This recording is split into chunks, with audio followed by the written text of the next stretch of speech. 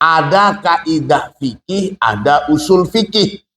Sekilas mungkin maknanya sama-sama. Kaidah juga bermakna dasar atau pondasi, usul juga bermakna dasar, landasan atau pondasi.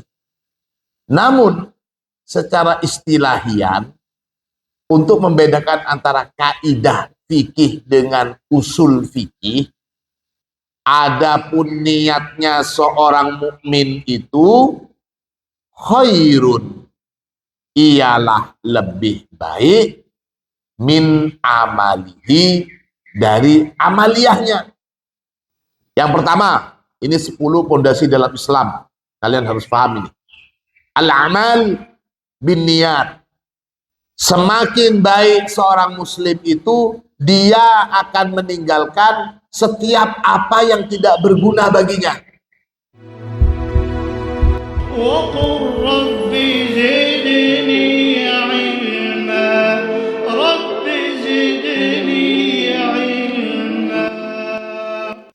Bismillahirrahmanirrahim. Alhamdulillahirabbil alamin.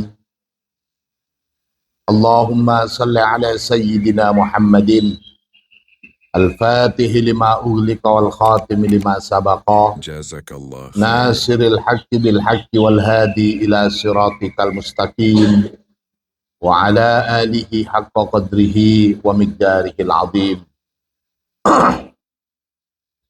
Rabbi shrah li sadri wa yassir li amri wahlul 'uqdatam min lisani yafqahu qawli, amma ba'du. Segenap santri senior dan pengasuh kamar Pondok Pesantren Al-Munawwariyah rahimakumullah. Alhamdulillah, pada pagi hari ini, hari Rabu, kita bisa memulai lagi pengajian kitab Kunuzul Fikhi karya Syekhul Wajih Sidi Salahuddin At-Tijani Al-Hasani, di mana beberapa hari lalu kita sudah menghatamkannya. Dan sengaja saya pilih hari Rabu. Tradisi di Al-Munawwariyah dan di banyak pondok-pondok untuk memulai pendidikan itu ada beberapa hari yang istimewa. Salah satunya hari Rabu ini.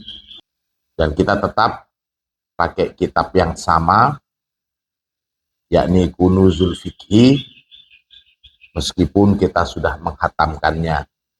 Di sini saya akan memulai dengan sekilas muqaddimah dari musannif, yakni Sidi Salahuddin At-Tijani.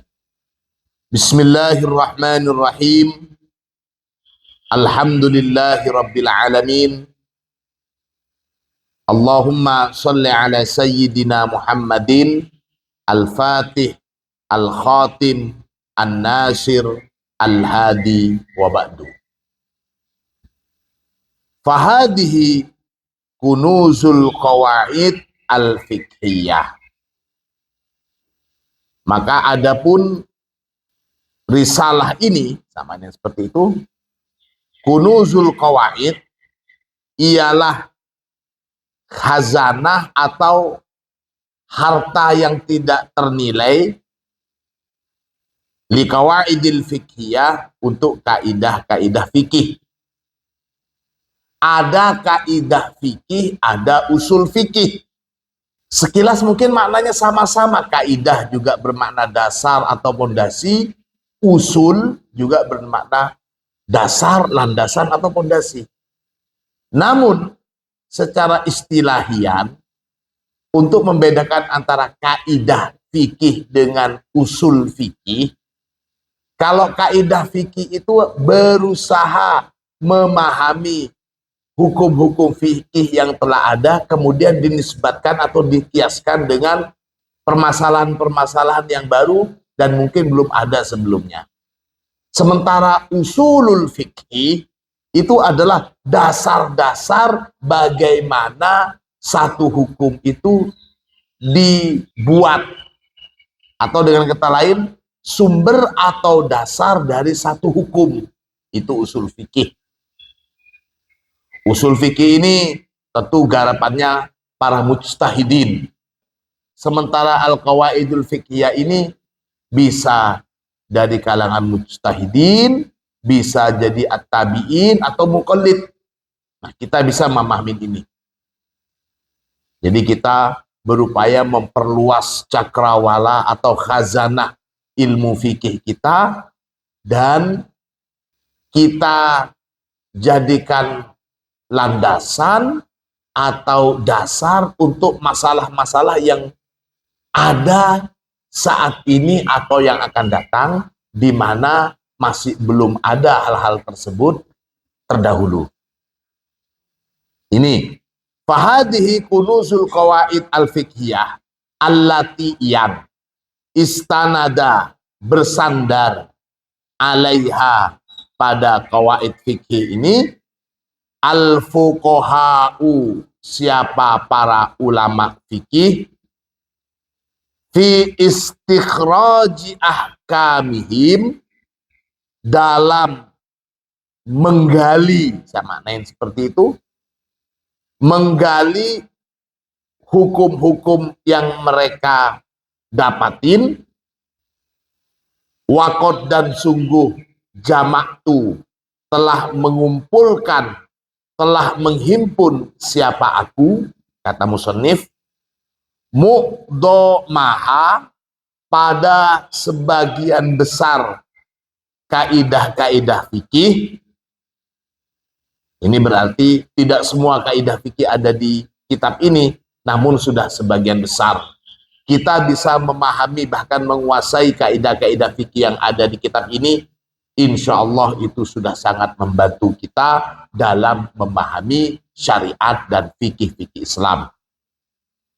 Jama'atu mu'domaha, telah mengumpulkan siapa aku, mu'domaha, pada sebagian besar kaidah fikih, fi hadhir risalatil qayyimati, di dalam risalah yang berharga atau sangat bernilai ini.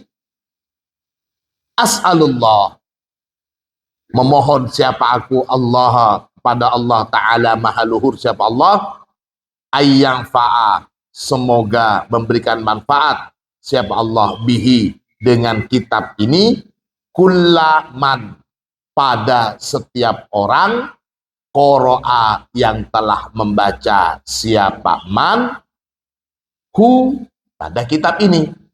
Mudah-mudahan kita juga mendapatkan manfaat dari kitab ini.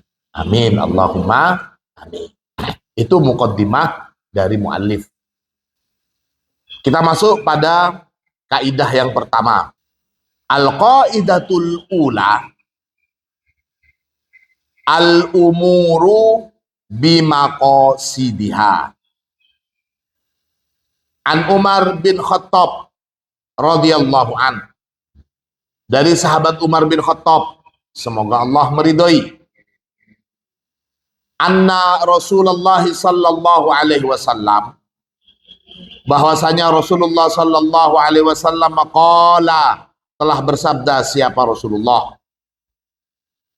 innamal a'malu, sesungguhnya amaliyah-amaliyah itu binniyati, ialah bersandar atau bergantung pada niat-niat. Walikulli mri'in, dan bagi setiap orang, ma, apa-apa, nawa, yang berniat, siapa man. Rawa, telah meriwayatkan hu, pada hadis, as-sittatu, siapa imam-imam hadis yang 6. Siapa saja itu? Imam-imam hadis yang 6. Imam Bukhari, Imam Muslim, Imam Nasai, Ibnu Daud, Imam Turmudi, dan Imam Ibnu Majah. Wa ghairuhum, dan selain imam yang 6 ini. Wal ujbu, dan anehnya, begitu maksudnya,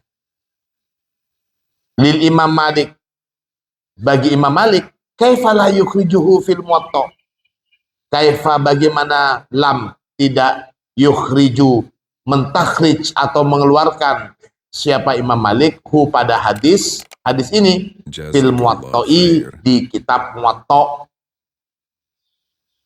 Jadi kitab Muwatta itu adalah kitabnya fikih untuk Imam Malik, miliknya Imam Malik begitu. Al-Maqasid sini. Al-umur bimaqasidiha. Maqasid itu jamak dari maksudun. Apa itu maqasid? Ma yuradu minasyai'. Apa yang diinginin atau dimaksud dari segala sesuatu. Termasuk pekerjaan, makanan, dan semuanya. Kita duduk di sini. Kalian ngaji, itu secara dohir. Tapi apa yang menjadi niatan dari kita duduk di sini, itu yang disebut dengan maksud atau maqasid. Semua pekerjaan itu ada tujuannya.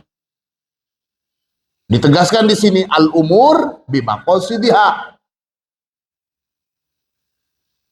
Secara dohir, mungkin seseorang melakukan satu hal positif. Tapi hanya dia dan Allah yang mengetahui ada apa di balik hal yang dia lakukan itu. Apa tujuannya? Kenapa dia melakukan itu? Sekali lagi, ini hanya diketahui oleh dia yang melakukan dan oleh Allah Subhanahu wa Ta'ala.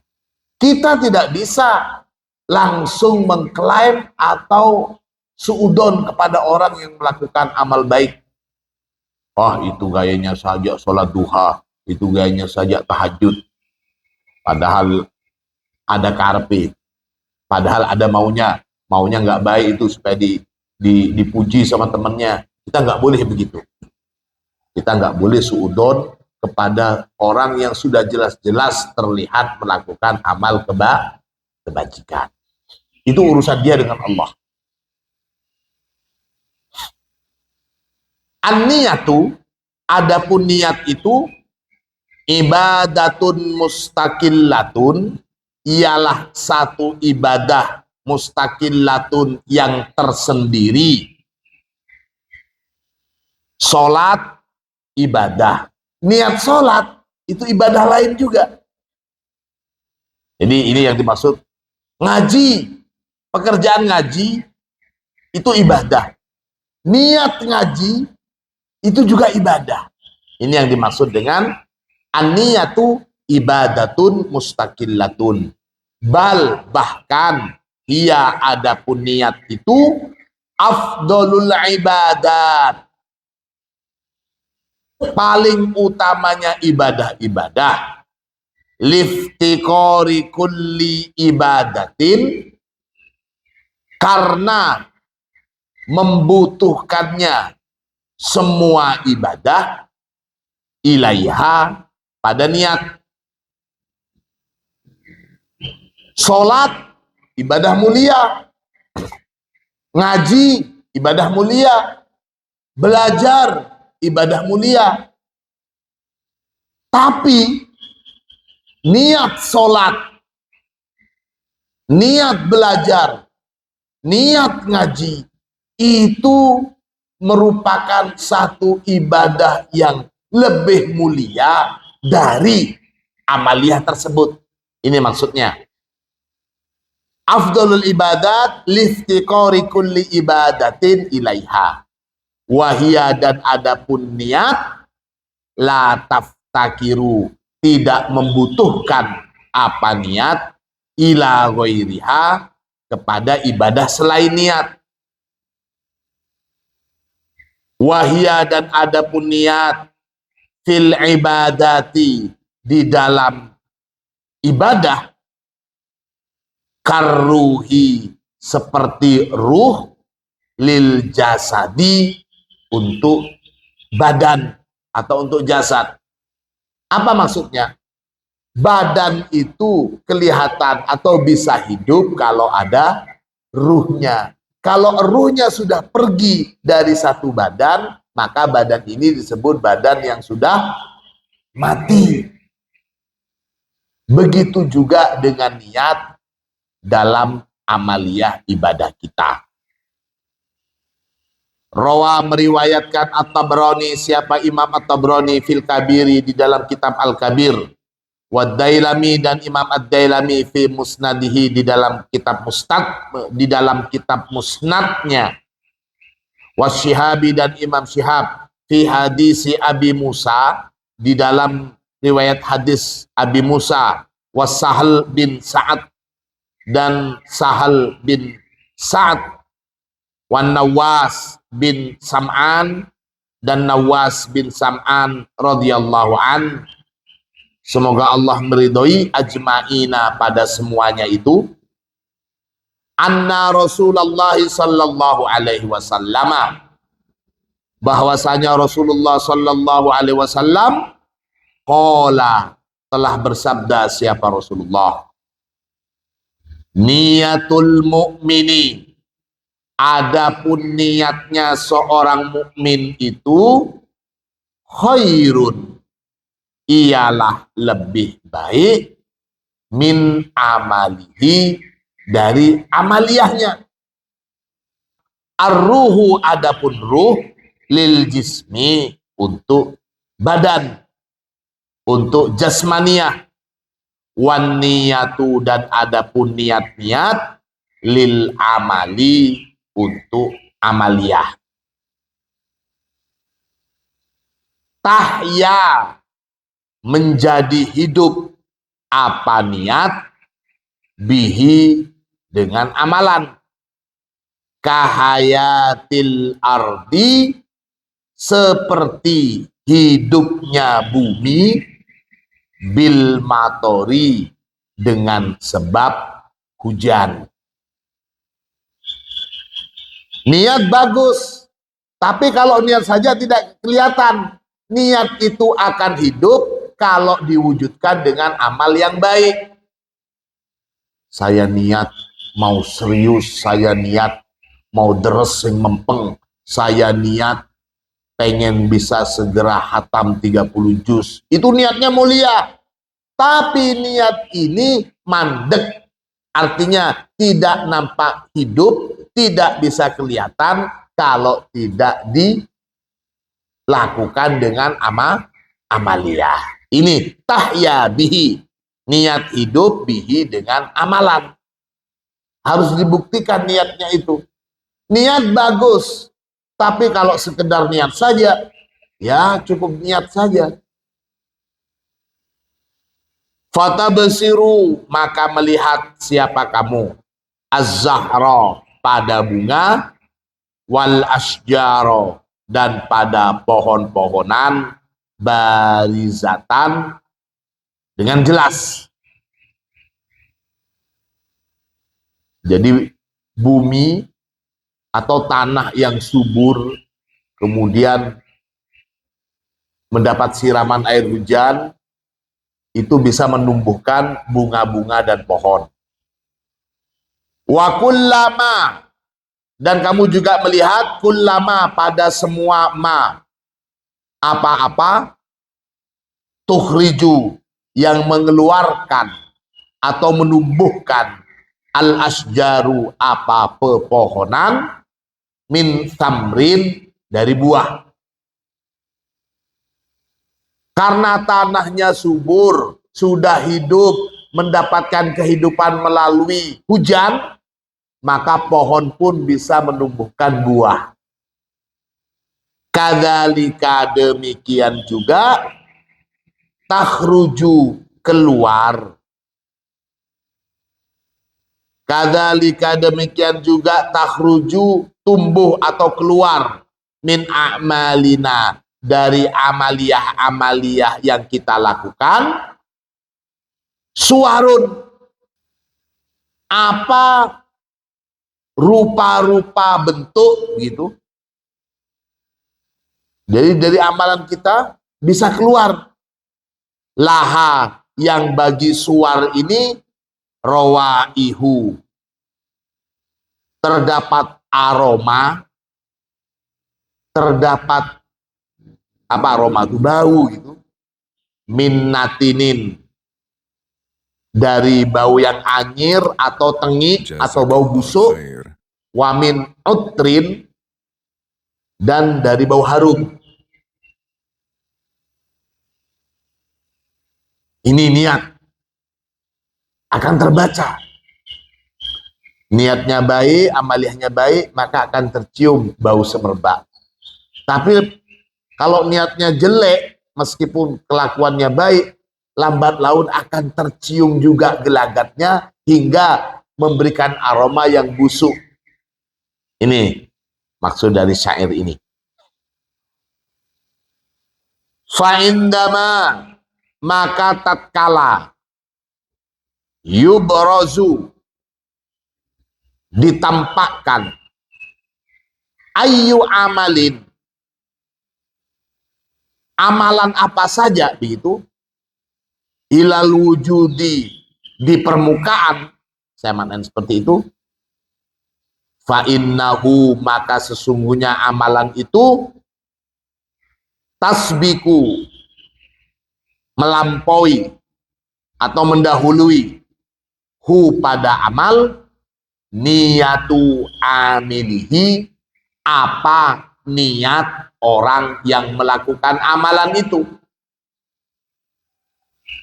Allati, yang hiya, adapun niat itu, kiwamu hadal amali, ialah asas atau pondasi atau landasan amalan tersebut. Wahia, dan adapun amalan, wahia, dan adapun niat itu, al-matiyatu, ialah tunggangan, lihadal amali, untuk amaliyah tersebut, ila a'la illiyin, untuk menuju kepada a'la illiyin. A'la illiyin ini termasuk illiyun, itu surga yang tertinggi. Qala ta'ala, Allah berfirman, wal amalu shalihu yarfa'u. Ayat panjangnya, man kana yuridul izzata falillahil izzatu jami'a, ilaihi yas'adul kalimut thayyib wal amalus shalihu yarfa'u. Tuh. Wal amalus sholih, dan adapun amalan yang soleh, amalan yang baik, adapun kebajikan itu, yarfa'u, akan mengangkat apa amalan hu pada orang itu. Jadi yang dimaksud dengan amalan ini amalan soleh ini juga niatnya begitu. Atau ila asfali safilin, akan mengantarkan orang yang melakukan amalan itu ila asfali safilin, kepada tingkatan yang paling bawah. Jadi di sini pentingnya niat. Dengan niat yang baik, dengan niat yang mulia, orang bisa tinggi dari amalan kebajikannya itu. Namun sebaliknya, kalau niatnya busuk, niatnya jelek, meskipun secara dohir dia melakukan amal kebajikan, tapi karena landasan niatnya itu tidak baik, lambat laun justru itu menjerumuskan orang tersebut pada tingkatan yang sangat hina, gitu, sangat bawah, sangat rendah. Pun wa madarul Islam ala asyaratin minal ahadis. Wa madarul Islam, dan adapun poros atau sumbu dari Islam itu sendiri, ala asyratin, berlandaskan pada 10 pondasi, minal ahadis, dari hadis-hadis Nabi. Yang pertama, ini 10 pondasi dalam Islam. Kalian harus paham ini. Al-amal bin niyat. Yang kedua, bunyal Islam ala khamsin. Yang ketiga, la dororo wala diroro. La dororo itu maksudnya dalam Islam itu salah satu pondasi yang harus kita paham, la dororo, tidak membahayakan diri, wala diroro, dan juga tidak membahayakan orang lain. Ini pondasi. Yang keempat, al-halalu bayyinun. Di dalam Islam itu apa-apa yang halal itu sudah jelas. Wal haramu, dan yang haram bayyinun, ialah jelas. Antara yang halal dan yang haram itu jelas. Jutaan macam makanan. Di Al-Quran sudah dijelasin apa saja yang haram. Yang pertama, bangkai. Kemarin kita sudah ngaji ini. Al-maita. Kemudian dam. Kemudian khinzir. Kemudian wa ma uhilla bihi bighairillah. Ada lagi? Jadi sedikit sekali. Dari jutaan macam makanan yang diharamkan itu sedikit sekali. Dan di sini al-halal bayyinun wal haramu bayyinun. Yang kelima, min husni islamil mar'i tarkuhu ma la ya'nihi. Termasuk baiknya keislaman seseorang, seorang muslim yang baik itu, maksudnya begitu, tarkuhu ialah meninggalkannya seorang muslim ma pada apa-apa la yakni yang tidak bermanfaat apa ma hi pada muslim. Semakin baik seorang muslim itu, dia akan meninggalkan setiap apa yang tidak berguna baginya. Ini yang dimaksud dengan min husni islamil mar'i tarkuhu ma la ya'nihi. Ngobrol nggak jelas, kemudian pilihan lainnya deres.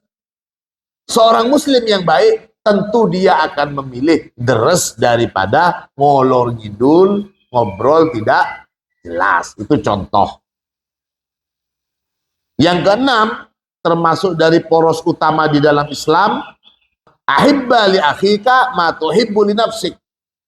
Cintailah saudara kamu sebagaimana kamu mencintai untuk diri kamu.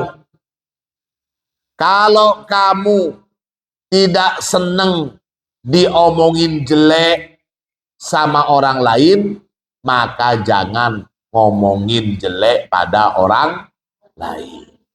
Kalau kamu tidak senang anduk kamu dipinjem sama teman kamu, maka jangan kamu minjem anduknya teman. Kalau kamu tidak suka saat teman kamu minta dong sampunya, berusahalah jangan pernah meminta sampo teman kamu. Jadi diri kita itu menjadi barometer. Saya nggak senang diginikan. Berusaha semaksimal mungkin untuk tidak menggitukan teman kamu. Ini pondasi, dan di sini akan mengangkat nilai kita. Jangan sedikit-sedikit sandal temennya asal make, baju temennya asal make. Sudah tahu. Tapi kalau punyanya sendiri dipakai, ngomongnya macam-macam. Lihat, ini kunci. Kalau sampai ada teman kamu bilang ke kamu, itu suka minjem-minjem aku ya, pakaian saya loh. Tahu-tahu dipakai saja sama dia. Dia berkeluh ke kamu. Ingat, mungkin sekarang dia mengadu, berkeluh ke kamu. Tapi orang seperti ini, tipe seperti ini, suatu saat dia akan berkeluh tentang kamu kepada yang lain. Itu ciri. Mungkin sekarang akrab dengan kalian. suka ngaduin temen-temennya yang gak pas gitu ya, ngomongin temennya dengan kalian. Ingat, suatu ketika kalian juga akan diomongin sama dia. Nah, kalian di sini sebagai santri jangan dibiarin ingetin, sudahlah, gak usah ngomongin, diingetin. Watawasau bil haq, watawasau bis sabr. Jelek-jelekin orang dia, jelek-jelekin orang ke kamu, kamu harus pertama kali mikir, ini sekarang dia jelekin dia, suatu ketika pasti saya akan dijelekin, itu pasti, itu sudah hukum alam. Yang baik gimana? Sudahlah, min husni islamil mar'i tarkuhu ma la ya'nihi, ahibba li akhika ma tuhibbu li nafsika. Ini pondasi-pondasi dalam bermuamalah dalam Islam itu. Man ahdasa fi amrina hadza, man barang siapa ahdasa yang melakukan hal baru, fi amrina dalam urusan kami, hada ini maksudnya di dalam agama ini, ma laisa, ma pada apa-apa, laisa yang tidak ada apa, ma minhu dari amr itu, fahuwa maka adapun sesuatu yang dibuat-buat itu raddun, tertolak. Sholat subuh sudah 2 rakaat, kok ditambah menjadi 3 rakaat, tertolak, itu bid'ah.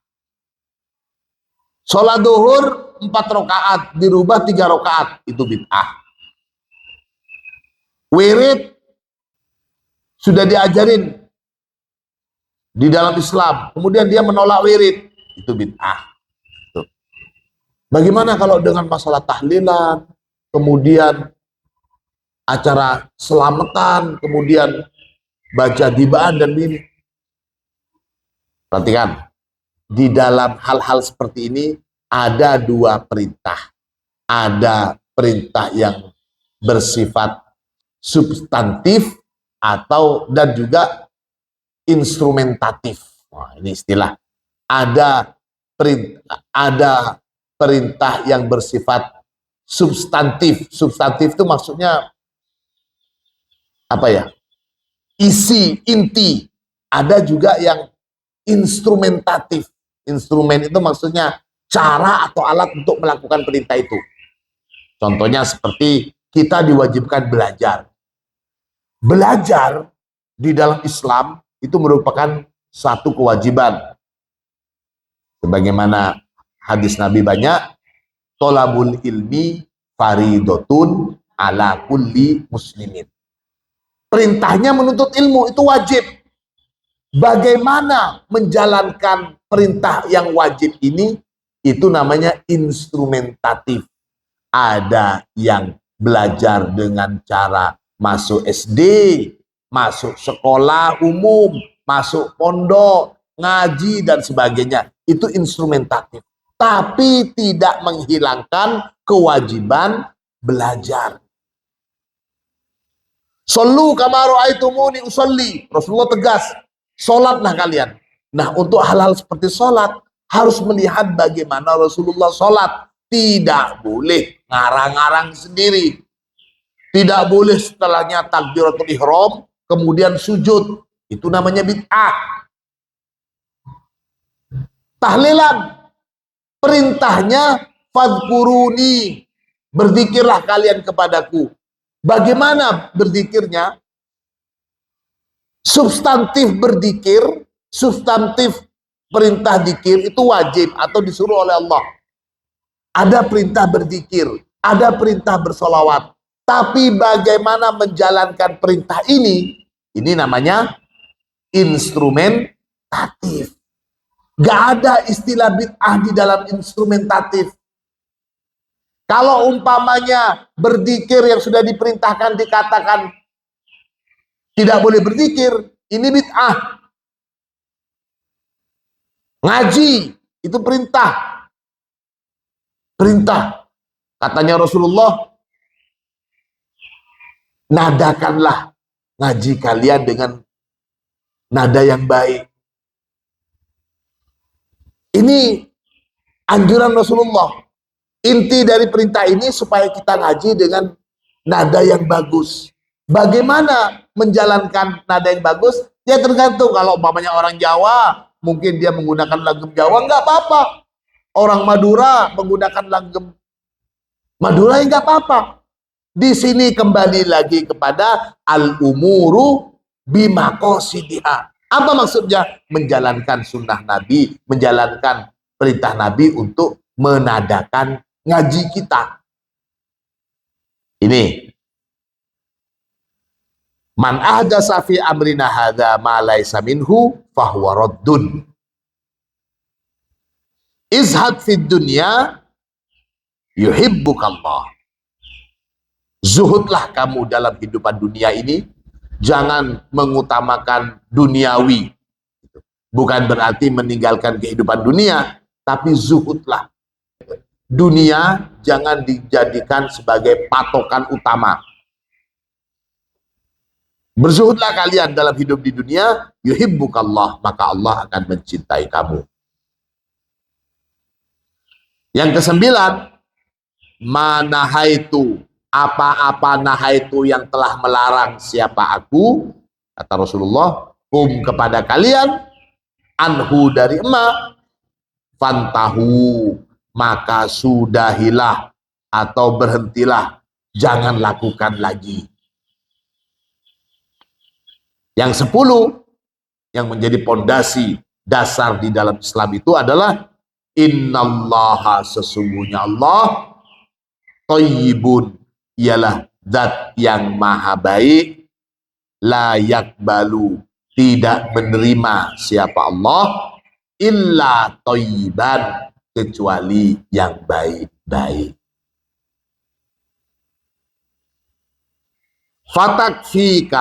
Fatakfi, maka cukuplah apa 10 dasar ini kepada kamu, fil ilmi, dalam ilmu, wal amali, dan amalan. Maksudnya, landasilah ilmu kita, landasilah amalan kita semuanya, mulai dari bangun tidur sampai mau tidur lagi, dengan berpatokan kepada 10 hal ini. Nah, ini sengaja ditaruh di pembahasan pertama supaya kita jadikan standar untuk memahami ini. Al-amal bin niyat, bunyal Islam ala khomsin, dan seterusnya. Semua isi kitab ini patokan dasarnya adalah 10 hal ini. Nah, di sini otak kita akan dilatih untuk memahami semua materi-materi di dalam kitab ini yang rujukannya kembali pada 10 hal ini. Nah, ini utamanya bagi para imam yang ngimamin. Maka disunnahkan di dalam memilih imam itu adalah dia yang paling fushah bacaannya, dia yang paling senior, dan dia yang paling indah. Indah suaranya di sini. Dari 1000 orang, jangan asal yang berani saja. Tapi karena kita juga ada media latihan, maka meskipun latihan, tetap dituntut harus memperindah bacaan ayat-ayatnya. Bagaimana cara penghapusan dosa? Macam-macam. Dengan beristighfar, dengan cara wudhu yang baik dan benar, maka semua dosa-dosanya dihapus. Kayaumin waladathu ummu. Jadi kalau umpamanya Allahu Akbar bilang waladhdallin, amin. Ketika kita mengucapkan amin saja, dan amin kita itu barengan dengan imam, maka dosanya dihapus. Banyak sekali jalan untuk terhapusnya dosa. Allah Maha Pengasih Sayang. Itu dosa kamu dengan Allah. Tapi kalau dosa kamu kepada sesama, nyuri uangnya temen, minjem uangnya temen, ya harus dibayar. Ada yang punya utang ke temannya? Jadi kesalahan kalian sama teman itu jauh lebih berat daripada kesalahan kalian sama Allah. Kalau kalian punya kesalahan sama orang tua, dengan kalian punya kesalahan sama kepala sekolah, kalian lebih takut ke yang mana?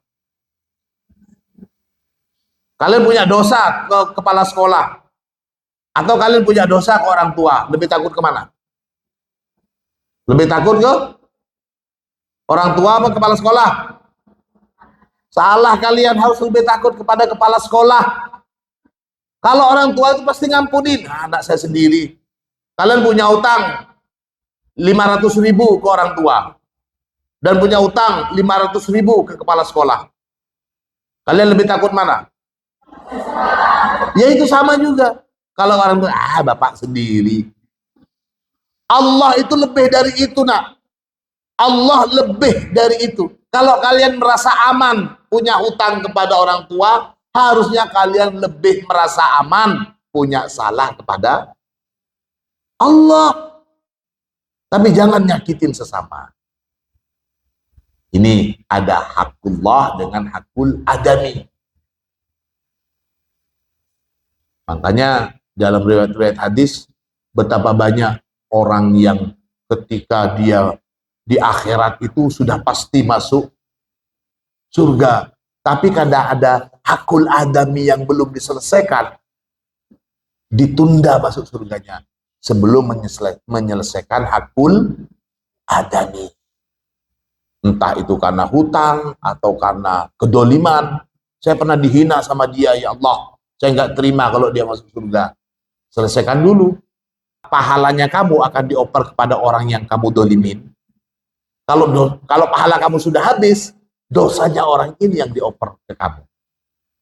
Itu yang disebut dengan orang yang bangkrut.